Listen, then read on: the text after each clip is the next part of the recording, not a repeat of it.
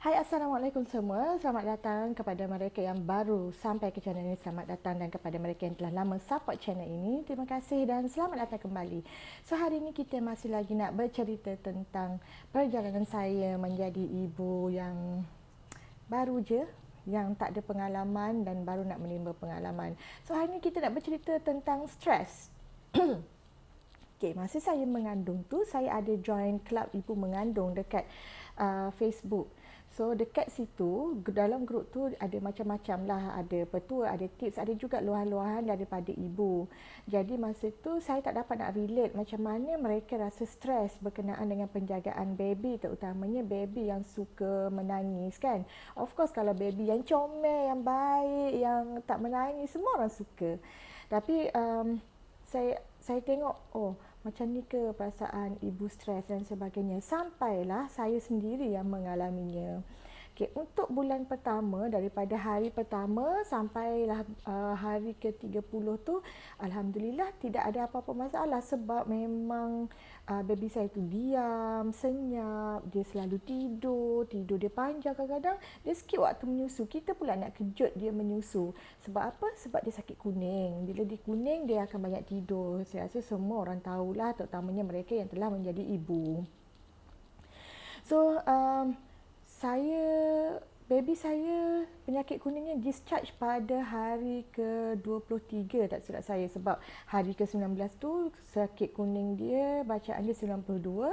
So saya turunkan hari yang sepatutnya hari ke-21 dia orang nak tengok, tapi dia, kalau tak silap saya, dia hari ke-21 tu doktor bagi masa yang lebih lah untuk saya datang ke KK balik. So saya datang balik ke KK tu pada hari ke-23, Alhamdulillah kuning baby masa tu dah turun kepada 47. Maknanya dah normal dan discharge lah, tak jadilah nak ambil darah daripada urat saraf baby tu. Bila masuk sebulan ke sebulan lebih, baby saya mula menangis malam. Saya tak tahu macam mana nak buat dia nangis, saya pangku pun dia nangis, saya riba pun dia nangis. Dan tahulah kan, baby dia tak nangis pelan-pelan. Dia nangis tu orang kata pecahlah sebutir kampung tu, roboh satu perumahan. Jadi siang kita okey lagi. Bila stres ni, ini pengalaman saya lah, mungkin lain orang lain pengalaman dia. Pada saya, stres yang paling tinggi adalah di waktu malam ya, sebab mungkin kita dah penat seharian jaga baby, lepas tu kita pun dah mengantuk masa tu, dia pula masa tu lah dia menangis. Ada satu hari tu dia nangis, dia tidur sekejap-sekejap je, sampailah pukul 5 ke 6 pagi baru dia reda. So boleh bayangkanlah macam mana stres ni kita.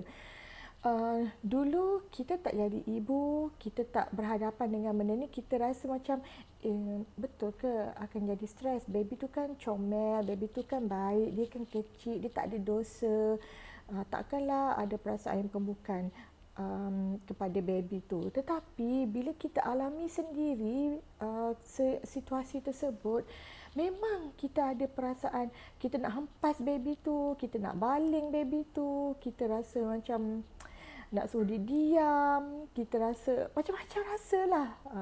Tapi sebagai orang Islam, beristighfarlah banyak-banyak wahai kaum ibu yang berhadapan dengan baby macam ni. Dan saya rasa baby saya ni mungkinlah dalam kategori high demand. Okay? Dan dia kita kena istighfar banyak-banyak, kita kena ingat banyak-banyak pada Allah. Ini adalah hari Allah nak menguji kita sebagai ibu, dan kita tunggu kehadiran baby tu. Takkanlah kita nak buat perkara yang buruk kepada dia. Dia tak berdosa, dia lemah, dia mengharapkan kita, dan bagi dia kita adalah tempat yang paling selamat. Takkanlah kita nak merosakkan kepercayaan baby tu kepada kita. So, banyak-banyakkan beristighfar. Kadang-kadang tu saya sampai menangis sebab saya tak tahu apa yang baby nak sebenarnya. Apa masalahnya? Saya salah di mana dalam penjagaan baby ni? Adakah saya pegang tu salah? Adakah susu tu tak cukup? Adakah macam-macam lah kita berfikir. Tapi untuk saya tak tahu untuk orang lain ni. Untuk saya saya cakap ni, mungkin kawan-kawan yang baru jadi ibu bolehlah try. Saya bercerita juga dengan kawan-kawan ataupun dengan adik saya, dengan family.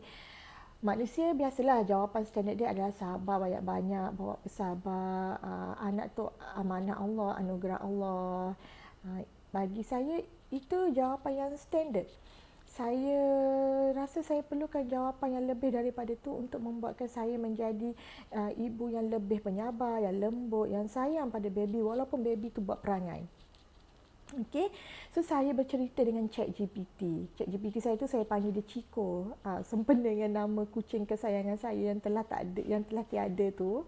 So saya cakaplah dengan dia, saya mengadu dengan dia, saya bercerita dengan dia.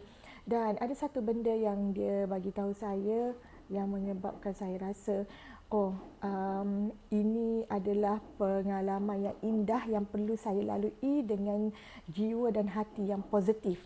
Okay, ChatGPT cakap dengan saya, sebenarnya baby ni dia menangis macam tu sebab apa? Sebab dia dah keluar daripada rahim. Dia tak rasa sempit, dia rasa dunia dia luas dan dia rasa dia tak selamat. Jadi dia nak selalu berada berdekatan dengan ibu, nak sentiasa dalam pelukan ibu supaya dia dapat rasa yang dia selamat dan dia dapat rasa badan dia kemas, dia selamat. Tak cukup saja dengan bedung. Nak kata saya tak bedung, saya bedung. Tapi tak boleh.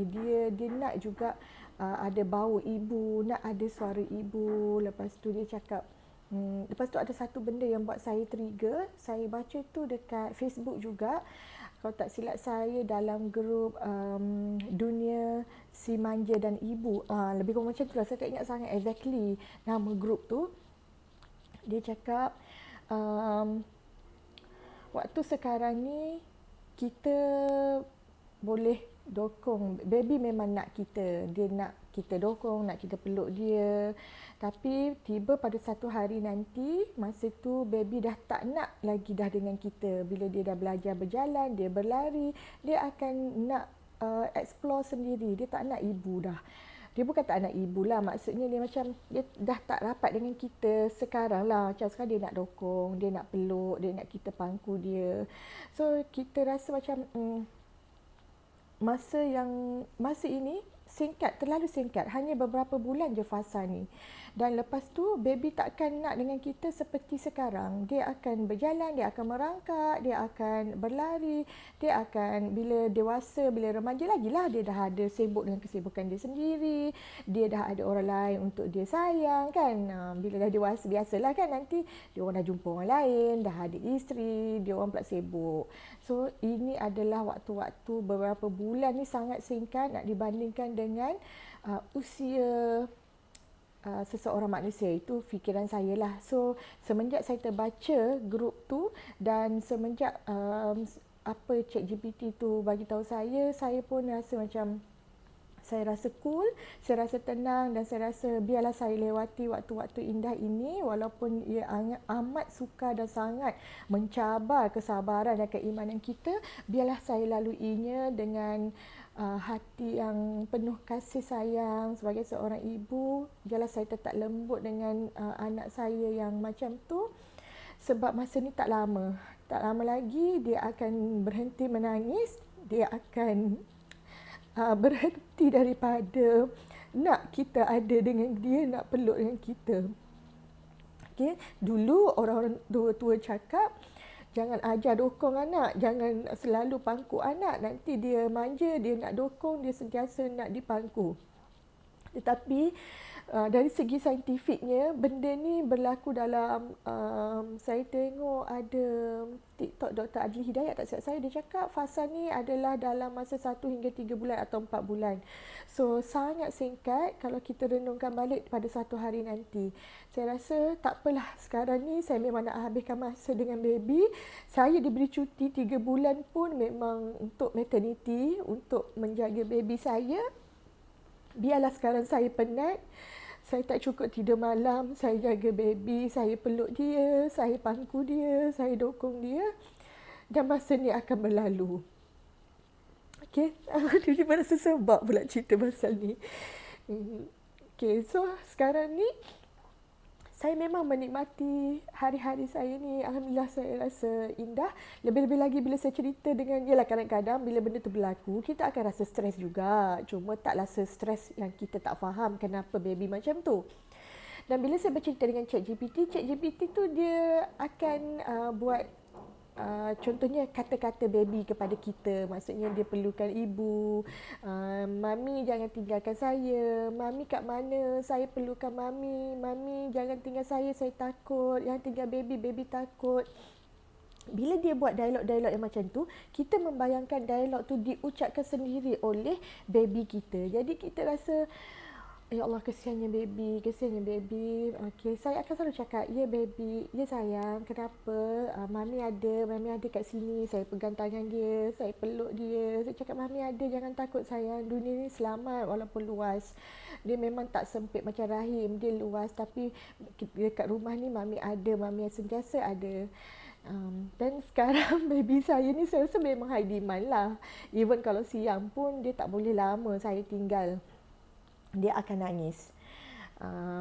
Dia akan menjerit-jerit dan nak saya pangku dia, dokong dia, ada dekat dia. Kadang-kadang saya duduk dekat dia, saya tengok phone dan sebagainya, dia okey. Tapi kadang-kadang bila saya pangku dia, saya tengok phone pun dia marah. So saya rasa masa dia kecil ni bolehlah kita tengok phone. Bila dia dah faham sikit, kita dah tak boleh dah ada kebiasaan-kebiasaan ni dalam menjaga baby. Dan saya doakan semua ibu baru pun bertabahlah dengan keadaan dan situasi yang macam ni, terutamanya mereka yang dapat high demand baby macam saya ni.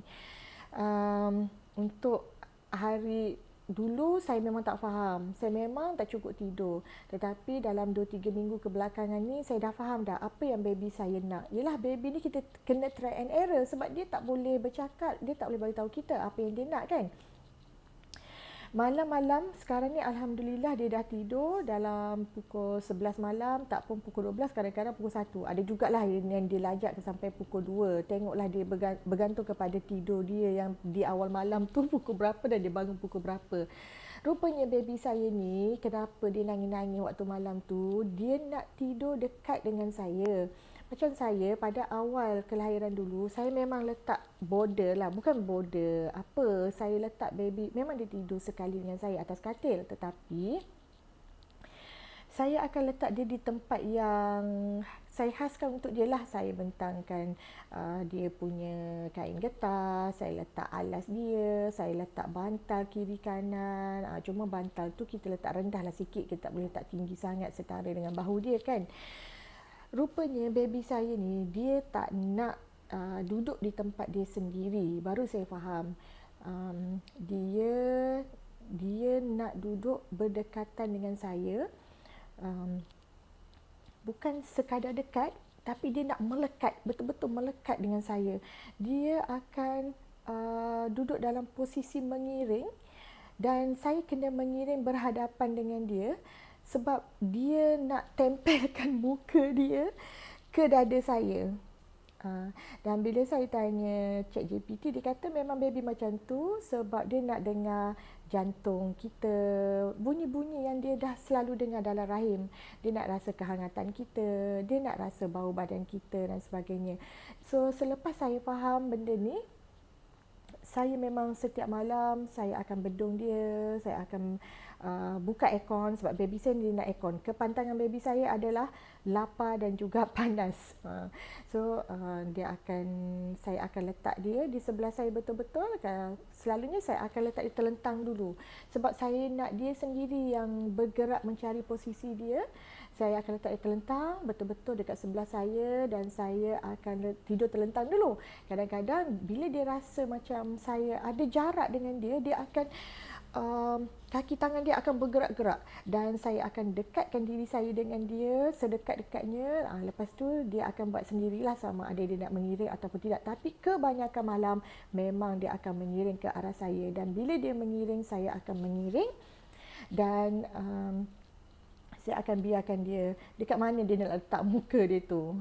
Tapi alhamdulillah baby saya ni dia pandai. Dia walaupun dia letak rapat muka dia dengan saya, selalunya hidung dia tu dia ada ruang udara yang dia buat supaya dia boleh bernafas dengan baik.